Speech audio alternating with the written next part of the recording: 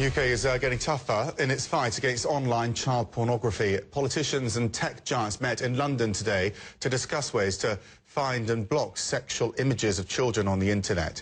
The summit follows 2 child murder cases in Britain. In both cases, the killer had viewed child pornography beforehand. Firms such as Google, Microsoft and Facebook attended the meeting, as well as Britain's top internet service providers. They're committing to a zero-tolerance policy. Google will spend $7 million towards wiping and preventing indecent content on the web, and the top 4 UK internet providers will commit $1.6 million. Websites will also now tell users why an indecent URL has been blocked, instead of the standard error 404 page that we're used to seeing. Now, our next guest says that the actions that these big tech companies are taking aren't nearly enough to stop rampant child abuse online. Jim Gamble is former head of the Child Exploitation and Online Protection Centre. He joins us now from Belfast. And the argument is, Jim, that we've been waiting for these companies to do something about this for such a long time. It's a major step. So why the negative? Well, I mean, I'm not blaming the companies. Google, Microsoft, Bing and others have been blocking known child abuse images for years. This has come about because of the terrible murder of 2 young children and the confusion and the misinformation that has been spun since that. The 2 paedophiles who went online and looked for images didn't become paedophiles because they were on the internet. They had a deviant sexual interest in children before they did that. So blocking is actually managing the symptoms. What I'm saying is the government, while they're holding the internet industry to account, need to be held to account themselves, because they only invest $6.4 million in the Child Exploitation and Online Protection Centre.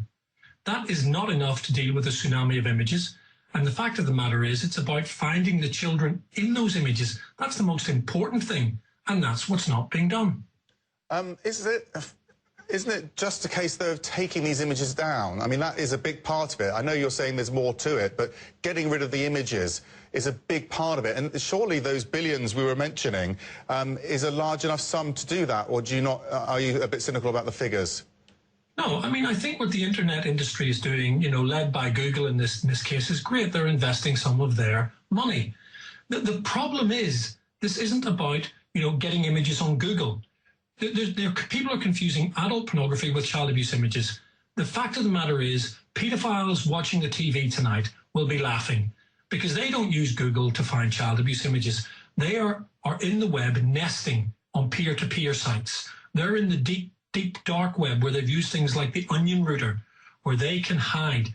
You're not getting there via Google. These people don't need to get images that way. They create them by assaulting children, by raping and abusing them, by taking pictures and sharing it with their deviant community. There are 10, 20 and 30,000 online at any one time using peer-to-peer. So we attack them. In terms of the government regulation you want here, you're looking for the bigger investment on the policing side, so they can then go to the source of these pictures? The police need an investment that will allow them to work across borders globally to infiltrate these peer-to-peer sites so that they can identify and arrest the people who are the cause of this. The symptom is images, the root cause is paedophilia and the sex offenders that hurt our kids. So let's applaud Google. What they're doing is great, but you know what? They've been doing that for years quietly in the background. The government have diverted the conversation either because they don't understand or they want to weather the media storm on this. Real action is real investment in policing. And that means identifying, locating and rescuing these kids. If you're a father, would you rather they blocked the image or found your child so that they were no longer being subjected to this nightly abuse and the ritual of being filmed and not being shared? Yeah. Okay. We're missing the point, and the Prime Minister's advisors are not experts in this field.